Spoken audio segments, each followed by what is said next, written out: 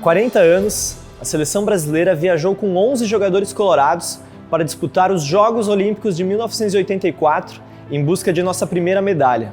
A CBF selecionou o plantel colorado para formar a base daquela seleção.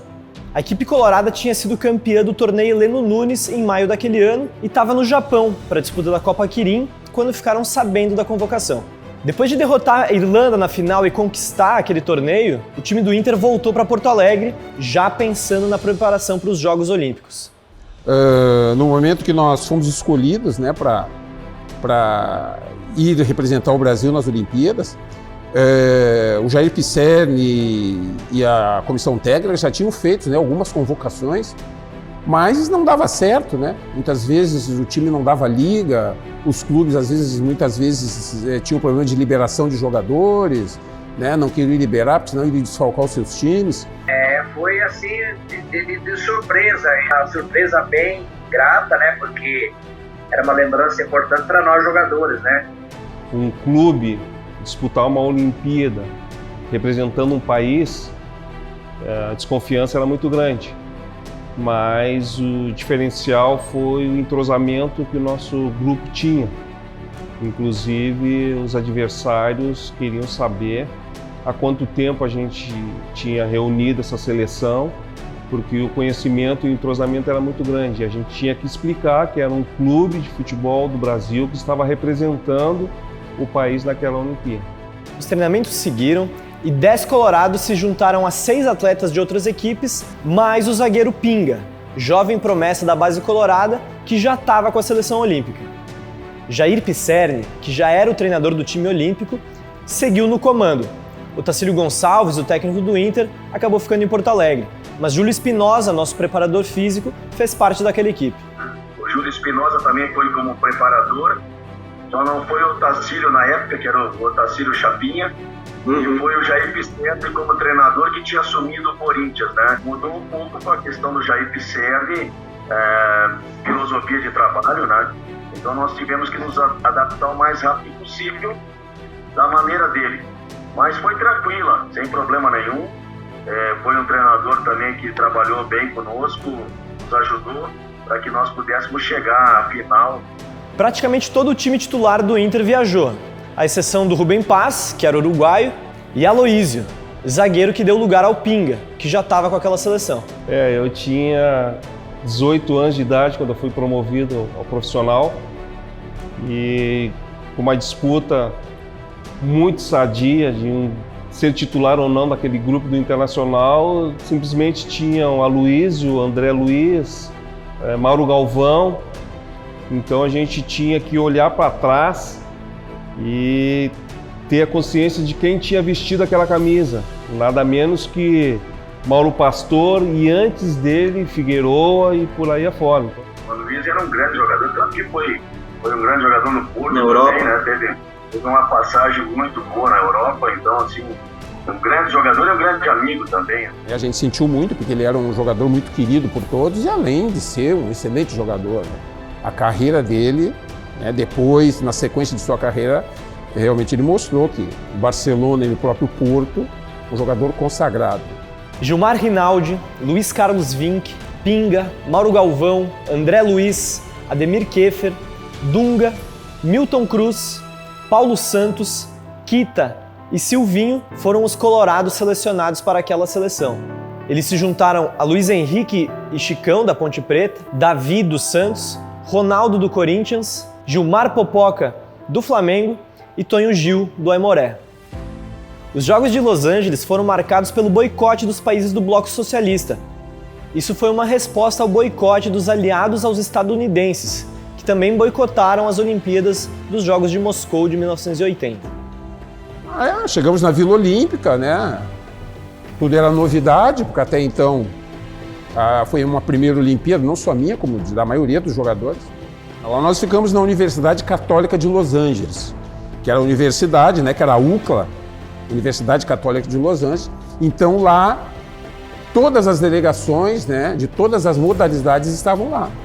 E lá tinham várias modalidades, várias. A gente teve a condição de estar junto com vôlei, basquete, não só do Brasil, mas como outros países. Então a gente andando, circulando dentro da universidade, a gente tinha condições de conversar ou ao menos tentar entender a língua de outros atletas de outros países.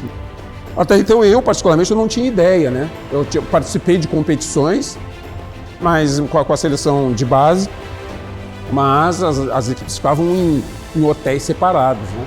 Ou muitas vezes no mesmo hotel, mas não como uma Olimpíada. Sim, eu já tinha uma amizade com o Renan, né? Daqui, nós tínhamos uma amizade muito boa e dentro da Vila Olímpica nós conversávamos muito ali, né? O pessoal do vôlei também, feminino, masculino, vários atletas, né? Então assim foi muito boa essa convivência, né? Trocamos muitas ideias, um torcia pelo outro, importantíssima essa convivência. Junto com o vôlei, né? Naquela época, Bernard, Renan, William, o próprio Pampa, né? Que infelizmente nos deixou agora por esses dias. O tempo do Xandão, do Renan, nós tínhamos assim, um diálogo muito bom com eles, né? Porque assim, ó, todo atleta, ele gosta também do futebol, né? Era muito legal, assim, porque a gente via aquelas feras, né? Aqueles profissionais que a gente via disputando as competições, né? Nós chegávamos no refeitório, a gente estava sentado e tal, fazendo uma refeição. Daqui a pouco, quando via, chegava um daqueles corredores, né? Aqueles jogadores de basquete, aqueles jogadores, né, que a gente via pela televisão, daqui a pouco do nosso lado, né, fazendo uma refeição, tomando café da manhã. É uma experiência, assim, inesquecível. Se a gente se ater ao futebol, esses jogos foram marcados pela estreia de atletas profissionais, que eram proibidos até então. A Sele Inter, como ficou conhecida aquela equipe, iniciou sua jornada em busca da primeira medalha do futebol brasileiro no dia 31 de julho de 1984. Contra a Arábia Saudita. Naquela época, né, nós não tínhamos as informações, né, que hoje tem os analistas de desempenho dos clubes. Nós sabíamos só como jogar contra a Arábia. Nós não sabíamos como é que era o nível técnico deles, como é que eles jogavam, a forma deles, sabe, atuar, se eles eram mais na marcação, se eram mais individuais. Então esse conhecimento a gente foi pegar dentro de campo, como eles jogavam, esquema tático. E toda a estreia é difícil, principalmente para um país que a gente não conhece, jogadores que a gente não conhece. Então a gente tinha uma dificuldade, né, para tentar enfrentar uma equipe desconhecida, um futebol diferente. O primeiro gol brasileiro nos jogos foi de Gilmar Popoca, meia do Flamengo, que era o substituto do Rubem Paz, e acabou sendo o artilheiro do Brasil naquela competição. Nós tínhamos o Gilmar, que era o meia do Flamengo. Ele foi considerado um dos melhores jogadores da competição, com uma qualidade incrível. E era outra fera, né? Que o Rubem Paz chegou em 82 no Inter. Eu cheguei em 81, ele chegou em 82, né?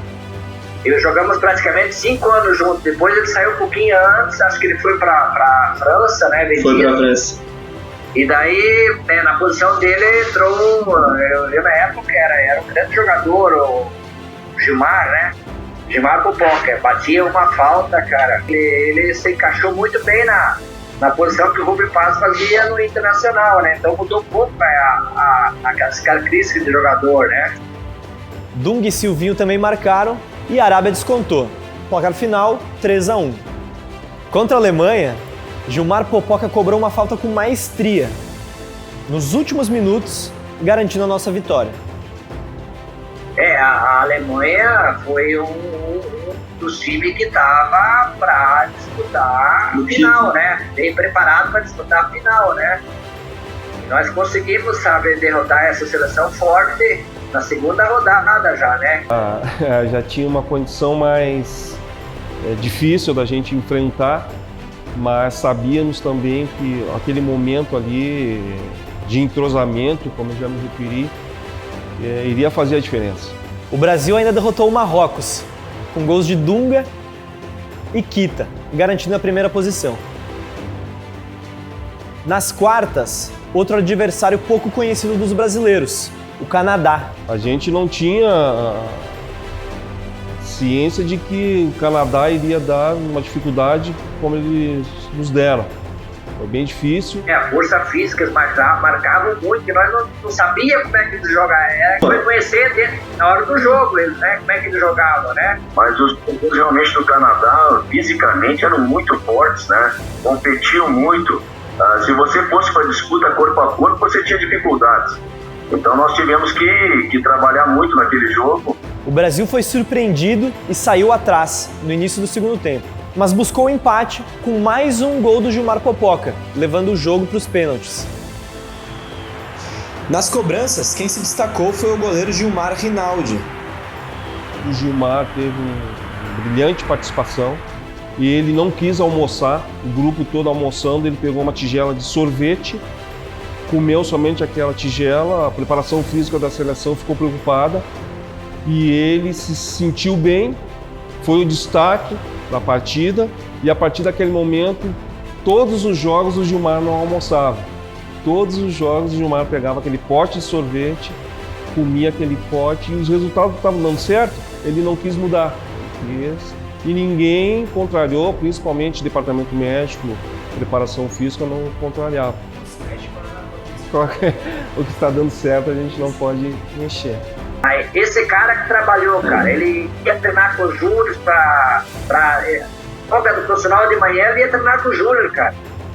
Tanto que ele se preparou para um dia assumir a titularidade, porque tinha Benítez no gol, né? Tinha Gasperini, tinha Bagatini naquele ano, também tive que bater o pênalti. Nesse momento você não pode perder o teu raciocínio, o teu foco, né? Então assim foi, graças a Deus os jogadores estavam todos confiantes e tranquilos, né, para bater o pênalti. Eu fiz o último pênalti, né? Eu aqui no Inter, né, eu já batia pênalti, era um dos cobradores, né, oficiais do time. E aí no último pênalti eu consegui converter. Na verdade, nós tivemos vários jogos, né, do Campeonato Brasileiro, da Copa União, o Campeonato Gaúcho, e tiveram penalidades máximas, né? Mas não com aquele peso, né? O último pênalti, com a camisa da seleção brasileira, o mundo inteiro assistindo. Na semifinal, um adversário mais conhecido, a Itália, nossa velha rival, que havia eliminado o Brasil na Copa do Mundo de 1982. Em campo, estrelas como Baresi e Massaro. A Itália estava com um time bem forte, bem trabalhado, né? Sempre eu gostei de jogos difíceis, né? Até pela minha posição, acho que às vezes a gente aparecia mais no jogo difícil, porque quando você vai jogar jogos difíceis, você vai enfrentar grandes jogadores, né? Já tinha, né, o Franco Baresi, que era considerado um dos melhores zagueiros do mundo. A gente realmente teve dificuldade, né, porque eles se fechavam bem e tinham uma saída muito rápida, né? Piazon, né, que era o técnico também consagrado na época, criou muita dificuldade pra gente. A Itália, em determinados momentos, ela foi desleal.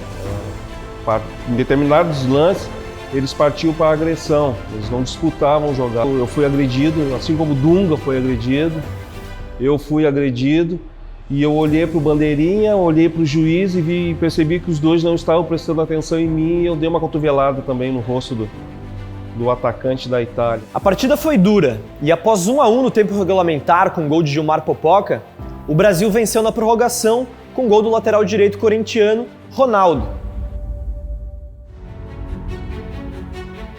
Quando nós vimos, nós estávamos na final. Todo mundo, nós estamos na final de uma Olimpíada, no estádio Rose Bowl, né? Lá em Los Angeles. Olha, a sequência do jogo foi tão rápida que de repente nós vimos assim, nós estávamos na final, entendeu? Eu lembro que o Mauro Galvão falou assim, nós vamos disputar o ouro. Falei, mas será? Já estamos na final, sabe? Primeiro tempo, o Brasil teve mais chances de fazer gols do que a própria seleção deles, a França contra nós, né? E no segundo tempo lá, de repente, eles conseguiram fazer 2 gols, aí não tinha mais o que reverter, porque eles eram um time bem organizado, bem forte. O nosso objetivo era ser medalhista de ouro, infelizmente não conseguimos, existiu parte do grupo ficou bastante triste com isso, e a gente não tinha noção de, cara, a gente conseguiu uma medalha de prata, que o Brasil ainda não tem nessa modalidade, a gente representou muito bem o internacional, não decepcionamos as pessoas que confiavam em nós, torciam principalmente para nós, mas a decepção veio para a gente não conquistar nosso objetivo, que era ser medalhista de ouro. A França realmente merecia, porque tinha uma equipe muito boa, né, de jogadores experientes, já tinham sido campeões também da Europa. Na época, mesmo com a medalha histórica, a derrota na final foi muito sentida pelos jogadores. Infelizmente, a gente encontrou uma França, tecnicamente ela foi superior ao nosso grupo. Para mim, particularmente, foi de frustração, sabe? E nós tínhamos uma confiança muito grande de que iríamos trazer a primeira medalha de ouro para o Brasil. E os resultados foram mostrando isso para a gente. Uma coisa assim, claro que a frustração em relação a não ter ganho a medalha de ouro, todo mundo ficou triste, chateado, né? Mas ao mesmo tempo a gente sabia a importância e a relevância daquela medalha de prata para o Brasil naquele momento. Tanto que eu, quando cheguei na minha cidade, tinha carreata, né? Naquele momento nós começamos, né, uma nova jornada para o futebol brasileiro a nível de Olimpíadas. Eu acho que isso foi importante. Nós abrimos portas para outros virem, né? O tempo foi passando e aí a gente começou a dar importância, né? Chegava em casa, às vezes pegava a medalha, ficava olhando e tal. E aí começava a ler, né? Ver o histórico, né, das competições, os grandes medalhistas olímpicos, né? E aí a gente começou, mas realmente isso aqui tem uma grande importância. Eu acho que isso não foi por acaso, né? Eu acho que o clube o Internacional representa no futebol brasileiro e mundial, eu acho que o que aconteceu, né, naquela participação nossa na Olimpíada, isso valoriza muito o trabalho do clube, né? Eles nos escolheram porque nós tínhamos uma base de time jovem, de jogadores que foram da base do clube, né, que tinham um poder competitivo muito grande, e isso fez com que a CBF escolhesse, né, esses jogadores, nós jogadores, o clube, para representar o Brasil, né, nas Olimpíadas. Em 6 participações anteriores, o país do futebol nunca havia conquistado uma medalha olímpica no esporte. Foi necessário aquele time de 11 colorados para quebrar essa barreira. A frustração com a derrota na final seguiu incomodando, mas aos poucos a importância daquela conquista foi tornando-se aparente para os medalhistas. O elenco foi homenageado na volta a Porto Alegre e o apelido de Sele Inter foi eternizado junto ao feito histórico daquele time. Os jogadores daquela equipe tornaram-se ícones do Inter e presença frequente na seleção brasileira. Luiz Carlos Vinck e Ademir Keffer ganharam mais uma medalha de prata nos Jogos de 1988, junto com outros 2 colorados, Aloísio e Tafarel.